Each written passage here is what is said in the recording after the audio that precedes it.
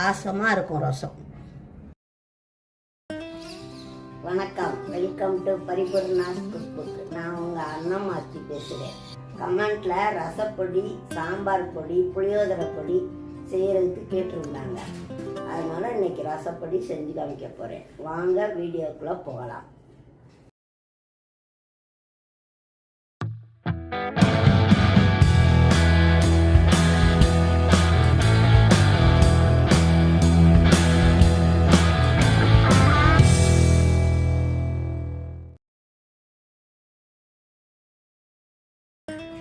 ரசப்பொடிக்கு தேவையான பொருட்கள்: 25 கிராம் மிளகு, 25 கிராம் சீரகம், 1 டீஸ்பூன் பெருங்காயத்தூள், வெள்ளை எள்ளு 2 ஸ்பூன், தேவையான அளவு உப்பு, மஞ்சத்தூள் 1 ஸ்பூன், 25 கிராம் மல்லி, கொஞ்சம் கருவேப்பிலை, ஒரு 10 மிளகா. அடுப்பை பற்ற வச்சு சட்டியை வச்சு இந்த மிளகு முதல்ல போட்டு வறுக்கணும்.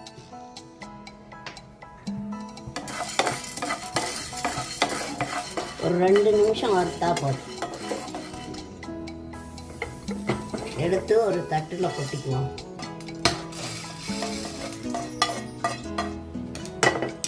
ஜீரகம்,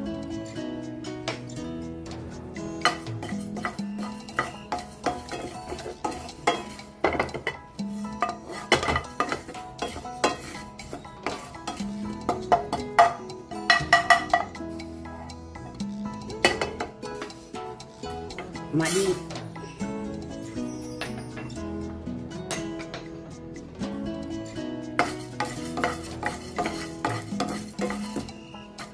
மல்லி வறுக்கையில் நல்லா வாசம் வரும். வாசம் வரவும் இறக்கி கொட்டிடலாம்.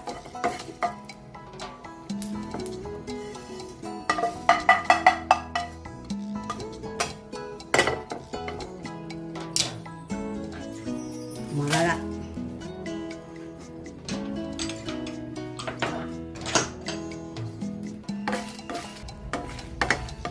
மிளகா அப்படி வரவும் எடுத்துடணும்.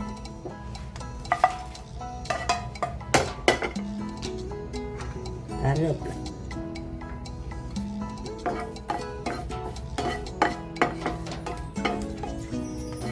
கருவேப்பிலையே மொறுமொறுன்னு வறுக்கணும்.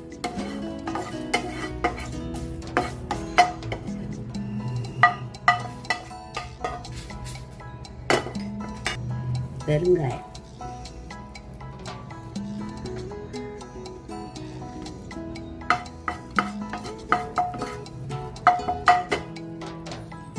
பெருங்காயத்தோட இந்த வெள்ளை எள்ளை போடணும்.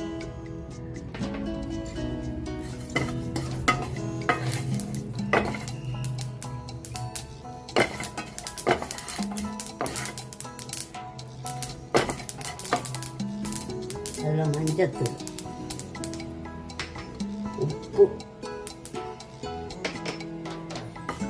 எல்லாத்தையும் சேர்த்து வறுத்து கட்டிக்கலாம்.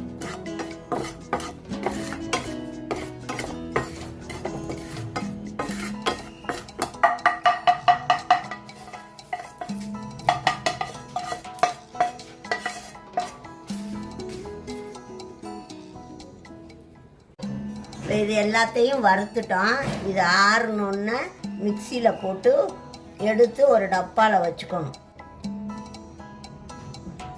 இப்போ வறுத்ததெல்லாம் நல்லா ஆறிடுச்சு.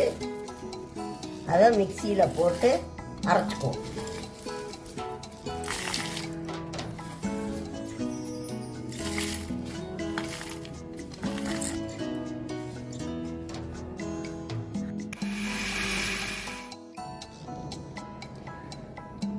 இந்த மாதிரி பொடியை அரைச்சி வச்சுக்கிட்டு நீங்கள் புளி உப்பை கரைச்சி, ஒரு தக்காளி போட்டு கரைச்சி, 2 வெள்ளைப்பூடை தட்டி போட்டு இந்த பொடியில் 4 பேருக்கு 2 ஸ்பூன் பொடி போட்டு நல்லா முறகுடி வரையில் மல்லித்தலையை போட்டு இறக்குனா வாசமாக இருக்கும் ரசம்.